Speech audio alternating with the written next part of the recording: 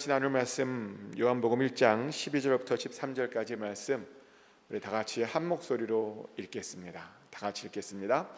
영접하는 자 곧 그 이름을 믿는 자들에게는 하나님의 자녀가 되는 권세를 주셨으니 이는 혈통으로나 육정으로나 사람의 뜻으로 나지 아니하고 오직 하나님께로부터 난 자들이니라. 아멘. 하나님의 평안이 여러분 심령 가운데 시간 함께 하시기를 예수 그리스도 이름으로 축복합니다. 오늘은 좋은 교회가 온다 두 번째 시간을 가지려고 하는데요. 말씀을 시작하면서 질문을 하나 먼저 드리면요. 모두 예수님을 영접하셨죠? 영접하셨습니까? 네, 아마 영접하셨을 겁니다. 왜냐하면 영접하지 않으면 감히 수요 예배까지 오지 못하지 않을까라는 그런 생각을 해보게 되기 때문입니다. 근데 문제는 많은 분들이 영접했다고는 하는데요, 영접하면 어떤 일이 일어나는지 모르시는 분들이 많습니다. 예수님을 영접하면 우리의 신분이요, 마귀의 종에서 하나님의 자녀로 바뀌게 됩니다. 그러니까 중요한 건 하나님의 자녀가 된다는 것이죠. 자녀가 된다라는 말이 무슨 말이냐면요, 우리가 예수 그리스도와 한 가족이 되었다는 뜻입니다. 그리고 우리들도 서로 한 가족이 되었다는 뜻입니다. 물론 이 가족은요, 피로 연결된 가족은 아닙니다. 육신의 어떤 것으로 연결되지는 않았습니다. 근데 그거보다 더 강력한 성령으로 연결된 가족인 것을 믿으시기 바랍니다. 우리 모두는 성령 안에서요, 한 형제, 한 자매가 되었습니다. 어떻게 좀 감동이 되십니까? 여기에 우리가 한 형제, 한 자매가 되었다. 감동이 되셔야 합니다. 근데 왜 우리는요, 형제 자매가 된 것에 대해서 이렇게 많은 큰 감동을 받지 못하며 사는 것일까요? 왜 우리는 감동을 느끼지 못하는 것일까요? 혹시 어렸을 때 형제 자매랑 너무 싸워서 형제 자매라면 이제 좀 지긋지긋하다고 그래서 감동을 못 하시는 거 아닌가? 근데 형제 자매가 된다라고 하는 것은요, 사실 어마어마한 일입니다. 누군가 그러더라고요. 형제 자매 사이란 어떤 관계냐면요, 평생 동안 비밀을 간직하며 나눌 수 있는 특별한 사이라고 우리가 말을 합니다. 그렇죠? 가족들마다, 가정들마다 보면 다 남들에게 말 못하는 어떤 비밀들이 있더라고요. 우리 가족들끼리만 공유하는 그 옛날 오래전부터 오는 어떤 비밀들이 있답니다. 그런데요, 형제 자매란 어떤 관계냐? 그런 비밀들을 나눌 수 있는 유일한 관계랍니다. 비밀을 함께 할 수 있는 어떤 특별한 관계라는 겁니다. 그런데요, 예수님께서 우리들도 형제 자매로 불러주셨습니다. 이게 무슨 말이냐면 아주 깊은 관계로 우리들을 불러주셨다는 것입니다. 하지만 어떤 분들을 보면 이렇게 깊은 관계를 맺었음에도 불구하고 이 관계에 대해서 별로 기대하지 않는 분들이 있습니다. 교회 안에서 특별한 관계를 맺었다는 것을 별로 대수롭지 않게 생각하는 분들이 있습니다. 자신이 그냥 주일마다 교회에 나와서 그냥 주일 예배 드리는 것으로 만족하며 살겠답니다. 그냥 어떤 관계가 필요한 것이 아니라 그냥 그것으로 충분하다고 말을 합니다. 하지만 그것은요, 우리를 가족으로 묶어주신 하나님의 뜻을요, 무시하는 겁니다. 더 심하게 말하면요, 우리를 교회로 불러주신 하나님의 목적과 뜻을요, 방해하는 것일 수 있습니다. 다시 한번 말씀드리지만 우리는 가족입니다. 그리고 좋은 성도란, 좋은 교회란 성도들 사이의 관계가 가족처럼 끈끈한 교회가요, 바로 좋은 교회입니다. 근데 이렇게 말했더니 어떤 분이 그래요. 가족과 같은 관계가 교회 안에서 상상이 안 된다. 어떤 관계냐고 물어봐요. 여러분들은 가족에게 어떻게 하십니까? 오랜만에 가족을 만나면 어떻게 하십니까? 좋은 것을 막 주고 싶지 않으십니까? 그렇죠? 저도 그럽니다. 오래간만에 한국 가면 왠지 막 좋은 거 줘야 될 것 같고, 조카들을 보면 돈도 좀 줘야 될 것 같고, 그런 분은 느낌이 들죠. 그리고 주면 내가 행복하더라고요. 가족이니까 주면 행복합니다. 근데 가족은 그런 겁니다. 좋은 것을 아낌없이 주지만 그래도 행복함을 느끼는 것, 그것이 바로 가족입니다. 근데 교회 안에서 우리들의 관계도요, 바로 그런 관계여야 한답니다. 그것이 바로 좋은 교회랍니다. 그래서 우리는요, 만나면 반가워해야 합니다. 헤어질 때는 아쉬워해야 합니다. 제가 좀 이따 볼 겁니다. 우리 헤어질 때 아쉬워하는지 안 아쉬워하는지. 서로 좋은 것을 사주고 싶고 주는 것을 아끼지 않아야 합니다. 또 오래간만에 누가 왔으면, 누구의 아이가 왔으면 이모로 또 삼촌으로 용돈도 줄 수 있으면 좋죠. 지난 주일에 제가 우연치 않게 어떤 집사님께서 어떤 꼬마아이에게 용돈을 주는 걸 우연치 않게 제가 봤어요. 지난 주일에 보려고 본 게 아니라 우연치 않게 정말 본 겁니다. 아마 그 꼬마가 기특한 짓을 했나 봅니다. 근데 얼마나 감동이 되고 아름다웠는지 모릅니다. 가족이라는 뜻이거든요. 우리는 정말 그런 가족이 되어야 합니다. 제가 아는 어떤 교회도요, 좋은 교회가 되려고 뭐부터 신경 쓰냐 봤더니 성도들끼리 가족 같은 느낌을 주려고 굉장히 애를 쓰더라고요. 그러니까 가족입니다, 가족이라고 하는 것을 굉장히 강조했답니다. 그러다 보니 그 말에 그 교회에서 이런 일이 일어났답니다. 어떤 목자가요, 집안 청소를 하다가 허리를 삐끗했대요. 처음에는 별 대수롭지 않게 생각하고 파스만 넣고 누워있는데, 파스만 붙이고 누워있는데, 근데 누워있는데도 좋아지지 않고 온몸에 전기가 흐르듯이 찌릿찌릿하더니 통증이 점점 심해져서 꼼짝할 수 없게 되었다는 겁니다. 그랬더니 그 소식을 그 목장원들이 들어갔고요, 그 다음부터 그 목자를 챙겨주기 시작하는데 매일 병원에도 데려가주고 매일 식사도 챙겨주고 또 심심치 않게 와서 말동무도 해주고 간병도 해주고 휠체어도 물어주고 가고 싶다고 하는 곳 있으면 같이 동행해주고, 그 모습을 보고요, 어떤 초신자가 감동을 해갖고 이런 말을 한대요. 초신자가, 야, 교회 왔더니 진짜 가족이 생겼구나, 교회가 이렇게 좋은 것인 줄 몰랐구나라고 감동을 했답니다. 가족이 되었더니요, 감동을 주었다는 겁니다. 근데 우리가 가족이 되면요, 사람들이 이렇게 감동을 합니다. 그래서 좋은 교회라고 하는 건 뭐냐면요, 가족 같은 교회가 좋은 교회라는 겁니다. 근데 우리는 가족이기도 하지만 또 동시에 그리스도의 지체이기도 하죠. 고린도전서 12장 27절 말씀이죠. 너희는 그리스도의 몸이요 지체의 각 부분이라. 아멘. 우리는 그리스도의 몸이랍니다. 그리고 그리스도의 지체의 각 부분이랍니다. 바울은 이것이 얼마나 중요했는지 로마서에서 또 한 번 강조했습니다. 로마서 12장 5절 말씀인데요, 이와 같이 우리 많은 사람이 그리스도 안에서 한 몸이 되어 서로 지체가 되었느니라. 우리가 지체라는 거예요. 지체. 그러니까 교회를 이룬다라고 하는 건 뭐냐면요, 그리스도의 몸에 지체가 됨을 말하는 겁니다. 그러니까 교회는 지체죠. 근데 이런 개념이 오늘날 많은 사람들 안에 낯선 개념이 되어버렸습니다. 오늘날 많은 사람들이 교회하면 제일 먼저 떠오르는 그런 장면이 뭐냐면 교회당을 생각해요. 그러니까 건물만 생각하는 거예요. 교회가 건물인 줄 아는데요, 근데 바울 당시에는 교회는 건물이 아니었습니다. 교회는 뭐냐면요, 부름받은 사람들의 모임을 교회라고 불렀습니다. 실제로 고린도전서 1장 2절에 이렇게 쓰여져 있죠. 고린도에 있는 하나님의 교회 곧 그리스도 예수 안에서 거룩하여지고 성도라 부르심을 받는 자들과 또 각처에서 우리 주 곧 그들과 우리의 주 되신 예수 그리스도의 이름을 부르는 모든 자들에게. 아멘. 이 말씀에 따르면 교회란 예수 안에서 거룩하여지고 성도라 부름받는 자들의 모임을 교회라고 말합니다. 교회란 또 뭐냐면 우리 주 대신 예수 그리스도의 이름을 부르는 자들의 모임을 바로 교회라고 말을 합니다. 즉 건물이 아니라 우리의 모임이 바로 교회라는 겁니다. 모여서 한 지체를 이루면 그것이 바로 교회라는 것입니다. 그래서 좋은 교회란 뭐냐면요, 그리스도의 몸으로서, 다시 말하면 지체로서 그리스도의 통치를 받는 교회가 좋은 교회입니다. 교회가 예수 그리스도의 통치와 다스림을 받을 때 사실은 가장 안전하고 가장 평안하죠. 그것은 우리가 우리의 몸을 봐도 알 수 있는데요, 우리의 몸은 머리의 통제를 받죠. 근데 몸이요, 머리의 통제를 받을 수 있을 때 사실은 몸이 가장 안전한 겁니다.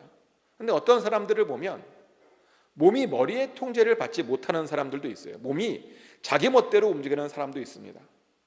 의지하지 않았는데 자기 멋대로 막 움직이는, 그런 사람들은 너무 위험하다 보니 밖으로 함부로 못 다니죠.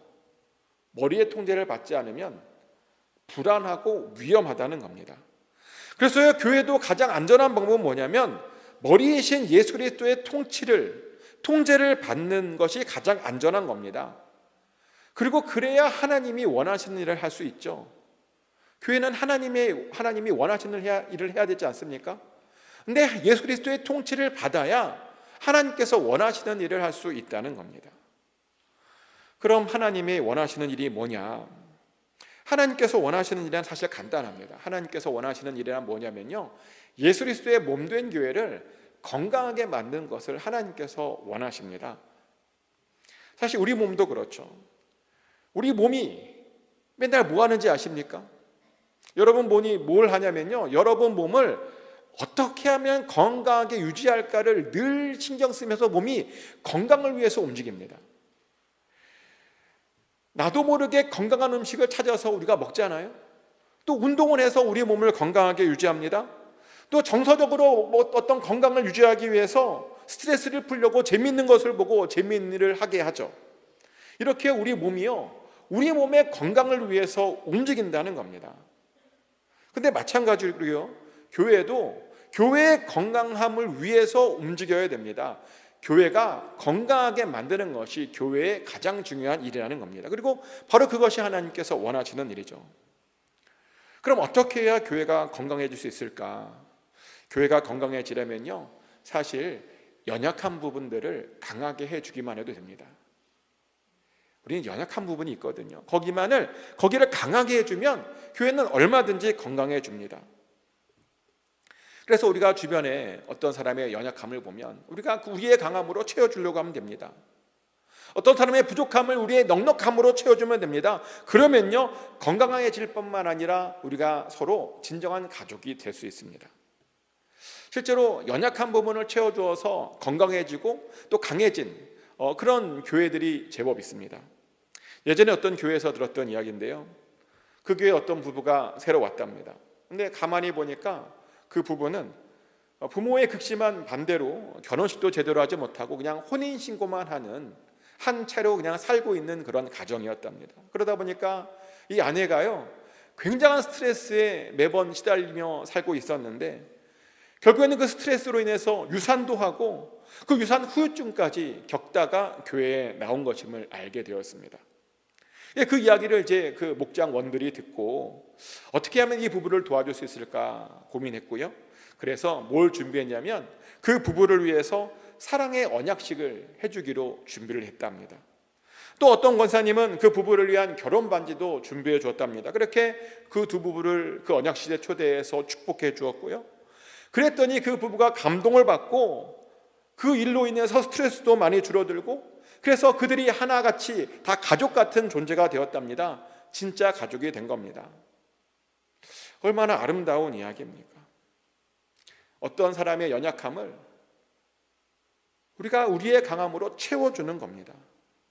약함들을 서로 돌아보아 그 약함들을 그냥 두는 것이 아니라 나의 강함으로 채워주는 겁니다. 그리고 그렇게 하는 것이 바로 성경 말씀대로 사는 것이고 좋은 교회를 세우는 방법입니다. 로마서 15장 1절 2절 말씀이죠.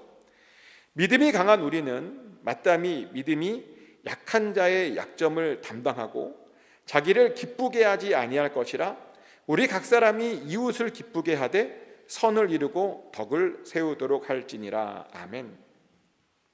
믿음이 강한 자들은요, 믿음이 약한 자의 약점을 담당해야 한다라고 성경은 말합니다. 나를 기쁘게 하는 것이 아니라 우리 이웃을 기쁘게 해야 한다고 말합니다. 그렇게 선을 이루고 덕을 세워야 한답니다. 그래야 좋은 교회가 될 수 있고 또 그래야 우리를 지체로 묶어주신 그 주님의 뜻을 이루며 사는 것이랍니다. 그런데요, 그렇게 우리가 서로의 약함을 이제는 담당해 줘야 되는데, 그런데 우리가 서로의 약함을 강함으로 담당해 줄 때 사실은 각자 받은 은사로 우리가 그걸 도와주면 사실은 아주 더 큰 도움이 그 사람에게 됩니다. 은사로 도움을 주어야 된다는 겁니다. 우리 기독교와 타종교의 가장 중요한 차이점이 뭐냐면 은사죠.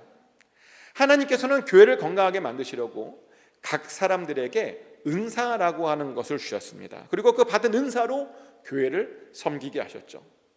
반면 타종교는요, 은사 같은 것으로 섬기게 하지 않습니다. 재능이나 아니면 봉사 정신을 강조하면서 그런 것으로 섬기게 하죠. 그런데 재능과 봉사 이런 것하고요, 은사하고는 완전히 다릅니다.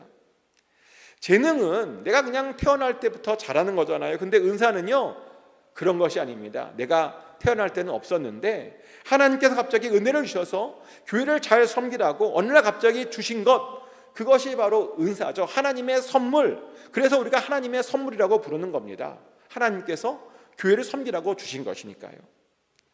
그러다 보니 구원받은 사람들은요, 다 예외 없이 다 하나님께서 주신 그 은사를 가지고 있습니다. 왜냐하면요, 이 은사라고 하는 것은 성령과 같이 받는 거거든요. 고린도전서 12장 7절부터 11절까지 말씀이죠. 각 사람에게 성령을 나타내심은 유익하게 하려 하심이라. 어떤 사람에게는 성령으로 말미암아 지혜의 말씀을, 어떤 사람에게는 같은 성령을 따라 지식의 말씀을, 다른 사람에게는 같은 성령으로 믿음을, 어떤 사람에게는 한 성령으로 병 고치는 은사를, 어떤 사람에게는 능력 행함을, 어떤 사람에게는 예언함을, 어떤 사람에게는 영들 분별함을, 다른 사람에게는 각종 방언 말함을, 어떤 사람에게는 방언을 통역함을 주시나니 이 모든 일은 같은 한 성령이 행하사 그의 뜻대로 각 사람에게 나누어 주시는 것임이니라. 아멘. 하나님께서 우리에게 성령을 주심은 이유가 있는데요, 주님의 몸인 교회를 유익하게 하기 위함이랍니다. 그래서 그 유익을 따라서 성령을 통해 어떤 사람에게 지혜를 주셨답니다. 또 어떤 사람에게는 지식을 주셨고요, 어떤 사람에게는 믿음을 주셨고, 어떤 사람에게는 병 고치는 은사를 주셨고, 어떤 사람에게는 능력 행함을 주셨고, 어떤 사람에게는 예언의 능력을, 또 어떤 사람에게는 영들 분별함을 주셨답니다. 어떤 사람에게는 방언 말함과 방언 통역함을 주셨답니다. 모두요, 몸된 교회를 위해서 성령이 각 사람에게 나누어 주신 것이랍니다. 여기 각 사람이라고 하는 건 뭐냐면요, 모든 사람에게 나누어 주었다는 뜻입니다. 성령 하나님께서 우리 모두에게 다 은사라고 하는 것을 주셨다는 것이죠. 그래서 교회의 지체가 되면요, 자동적으로 우리는 은사를 받은 것입니다. 받았습니다. 근데 많은 분들이 자기가 어떤 은사를 받았는지 잘 알지 못합니다. 그러다 보니까요, 그 받은 은사를 잘 사용하지 않습니다. 하나님께서 사용하라고 주셨는데 그것을 사용하지 않다 보니까 자꾸만 그것으로 인한 부작용이 생깁니다. 생각해 보십시오. 손가락이 어느 날 나는 아무래도 손가락이 아닌 것 같아 하고 손가락이 안 움직이기로 작정했다면 어떻게 되겠습니까? 손가락이 안 움직인대요. 그러면 그냥 안 움직이고 그냥 있습니까? 아니죠. 손가락이 하던 일을 다른 누군가가 해야 합니다. 어떤 사람 보니까 손가락이 하는 일을 입으로 하는 사람도 있더라고요. 또 손가락이 하는 일을 어떤 사람은 발로 하는 사람도 있더라고요. 근데 얼마나 불편하겠습니까? 손가락이 하는 것보다요 훨씬 불편합니다. 마찬가지입니다. 내가 받은 은사를요, 내가 쓰지 않으면 몸 전체가 같은 이유로 불편하게 되는 겁니다. 그래서 우리는요, 내가 어떤 은사를 가지고 있는지를 반드시 잘 알아야 되고 그것을 잘 사용해야 합니다. 그럼 어떻게 해야 내가 받은 은사를 잘 알 수 있는가? 제가 은사에 대해 상상하는 말이 있잖아요. 어떤 말을 하냐면, 교회 왔는데 자꾸 어떤 것이 눈에 거슬리면 그것이 바로 은사와 관련된 일이라고. 다른 사람들 눈에는 하나도 거슬리지 않는데 내 눈에만 그게 거슬리면 그것은 하나님께서 내가 그것을 하길 원하셔서 잠깐만 거슬리게 하는 것이라고 제가 그런 말씀을 자주 드렸죠. 그래요, 내 눈에 거슬리는 것이 내가 하라는 뜻입니다. 예를 들어서 교회에서 주는 음식이 맛이 없다고 느끼시는 분들 있죠. 왜 느끼느냐? 하나님께서 주방에 들어가서 음식 준비하는 사람을 도와주라고 느끼는 겁니다. 그게 그냥 맛이 없는 게 아니라 도와주라고. 그래서 그렇게 느끼는 겁니다. 또 교회에 오면 자꾸 지저분한 것들이 보이는 분들이 있어요. 그거 자기가 치우라고 자꾸만 보이는 겁니다. 딴 사람들은 안 보이거든요. 저희 와이프가 자꾸만 봐요. 이렇게 교회가 뭐 떨어진 게 많은지 모르겠다. 치우라고 그러는 겁니다. 남들 치우게 하는 게 아니라 자기가 치우면 되는 겁니다. 또 교회 화단에 꽃들이 별로 이쁘지 않다고 느끼시는 분들은 왜 자꾸만 느끼냐면 나로 하여금 화단 관리하고 가꾸라고 느끼는 겁니다.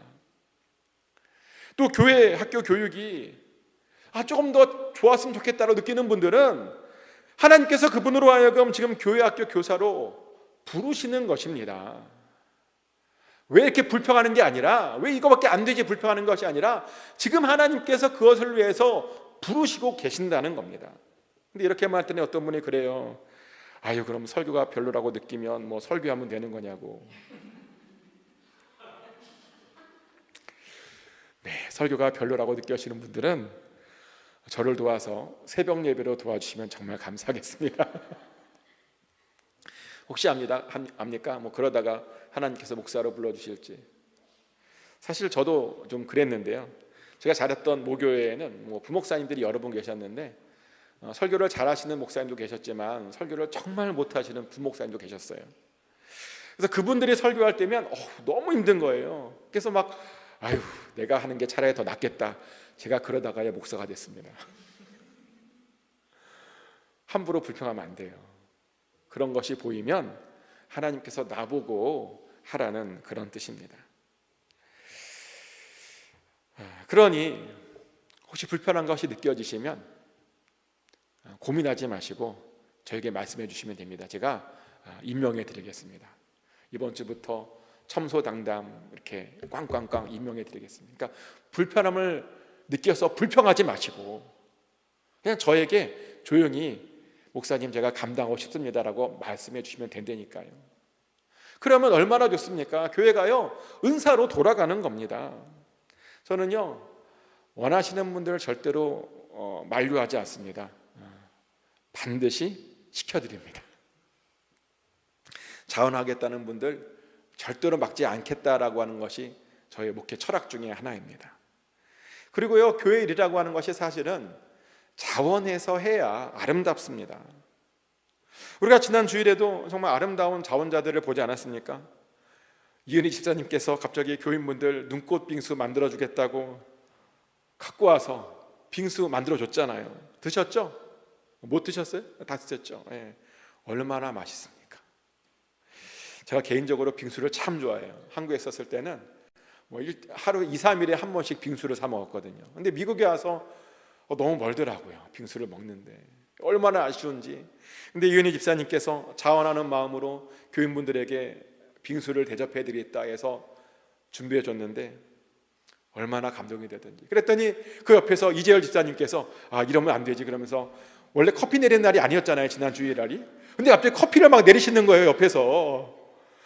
이거는 왠지 좀 더 서비스를 해야 될 것 같다고. 그래가지고 제가 지난 주일에 왼손에는 아이스 라떼를, 오른손에는 빙수를 들고 정말 행복한 주일을 보낼 수 있었습니다. 얼마나 좋았는지 모릅니다. 이렇게 은사는요, 이렇게 사용되면 다른 사람들이 기쁘게 됩니다. 그리고 은사는 다른 사람들에게 힘을 줍니다. 그리고 은사로 섬겨야 교회가요 좋은 교회가 됩니다. 하지만 은사로 섬기는 것이 아니라 목사가 시켜서 하면요 죄송한 이야기지만 좋은 교회가 못 됩니다. 제가 시켜서 막 하잖아요. 그럼 절대로 우리가 좋은 교회가 될 수 없습니다. 왜냐하면 시키는 사람도 불편해요. 제가 뭐 편한 마음으로 시키겠어요? 제가 이렇게 얼굴이 이렇게 두껍지 않아서 시키는 걸 잘 못해요. 그리고 시킴을 받는 사람도 기뻐하지 않을 것 같아요. 하지만 은사로 하면 절대로 힘이 들지 않습니다. 은사로 하면요 오히려 재밌고 기쁨이 넘칩니다. 그래서 교회 일은요 무조건 은사로 해야 하는 겁니다. 그러니 부탁드리는데요, 하나님께서 여러분들에게 감동을 꼭 주시면, 뭔가 불편하시면 저에게 말씀해 주세요. 제가 임명해 드리겠습니다.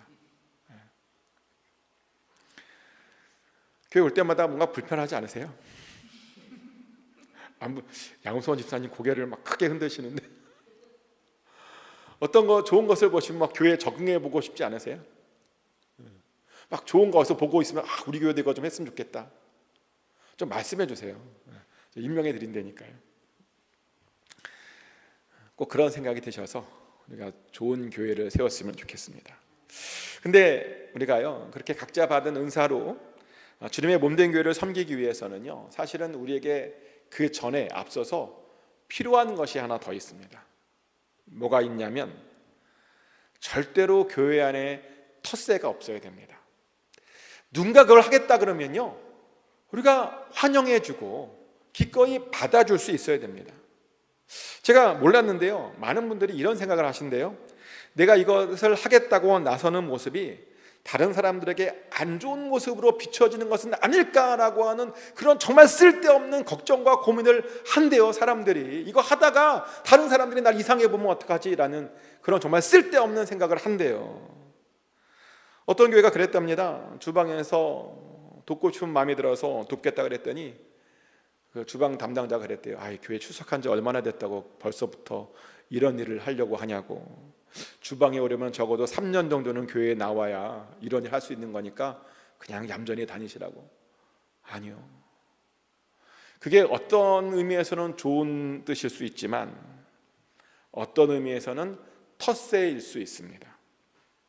근데요, 교회 안에 텃세가 있으면요, 그 교회는 망하기로 작정한 것입니다.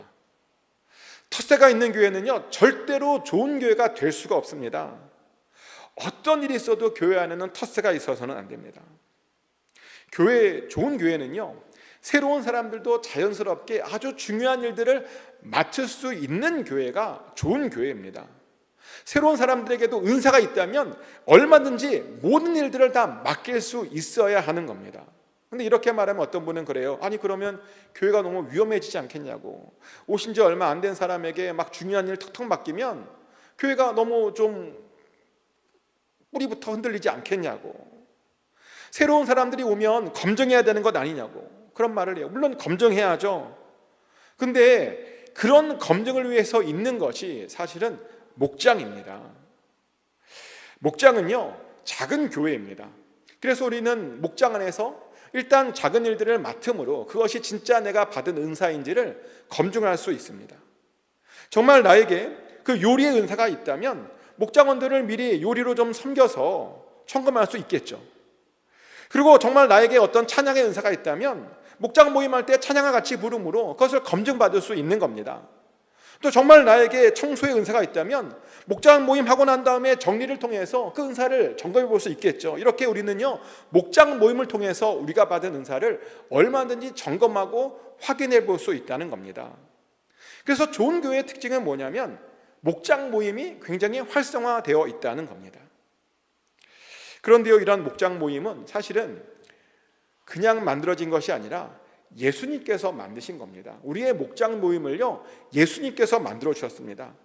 성경 보면 예수님도 보니까 목장 모임을 하고 있더라고요. 마가복음 3장 14절 말씀이죠. 이에 12를 세우셨으니 이는 자기와 함께 있게 하시고 또 보내사 전도도 하며. 아멘.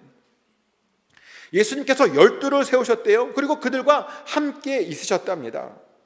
이 문장 속에서 우리는요, 예수님께서 12를 세우셨다라고 하는 그 사실에 주목해야 됩니다.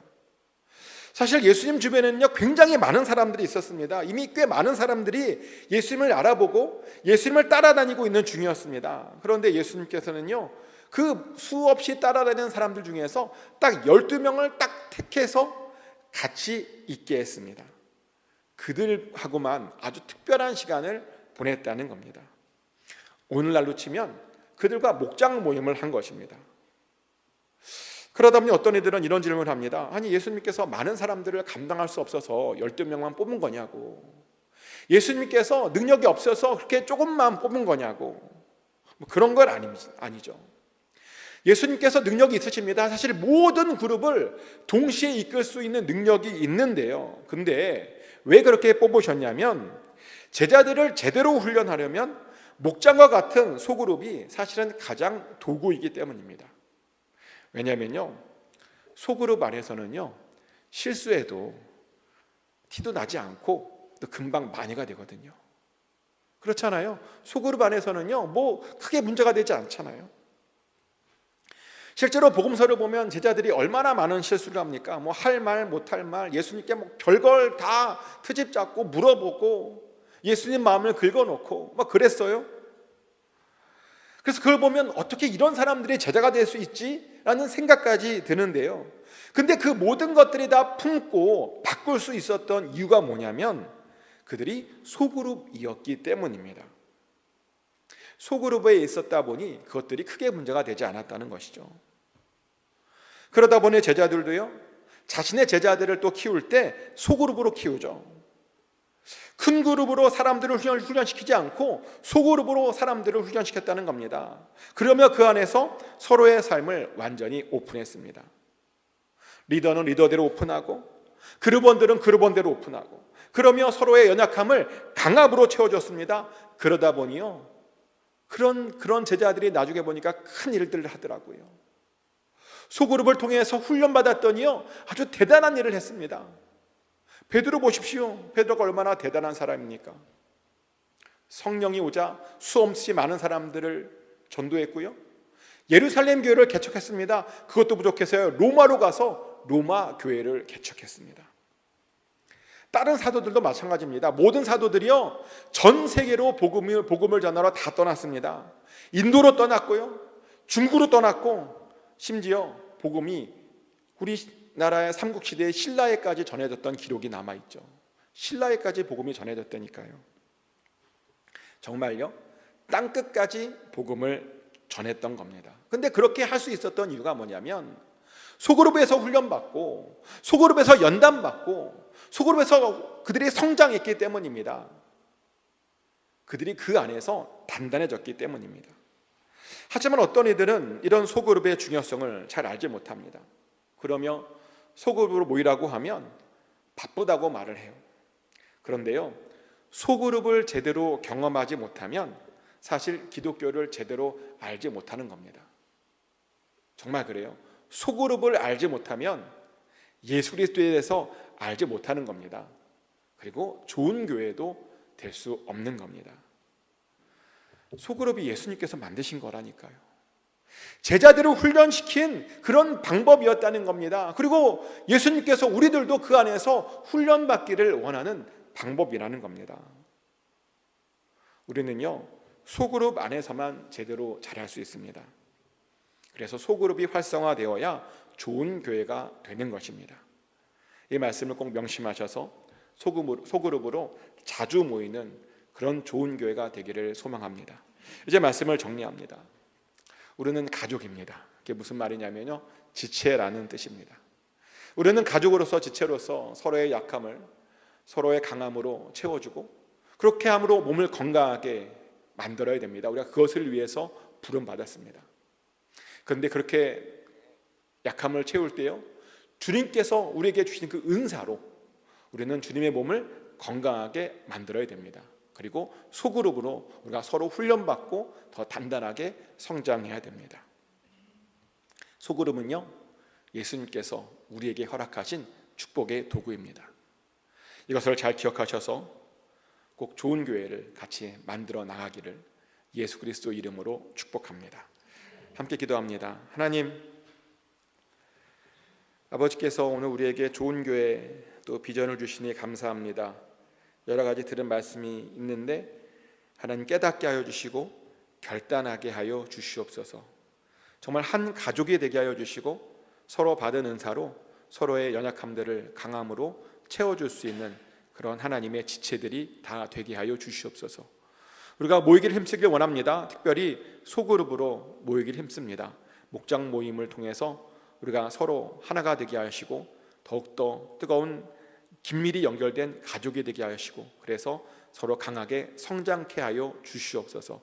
그래서 하나님께서 기뻐하시는 좋은 교회로 세워져 나가게 하여 주시옵소서. 그렇게 우리 교회를 인도하여 주실 줄 믿습니다. 감사드리며 예수 그리스도 이름으로 기도드렸습니다.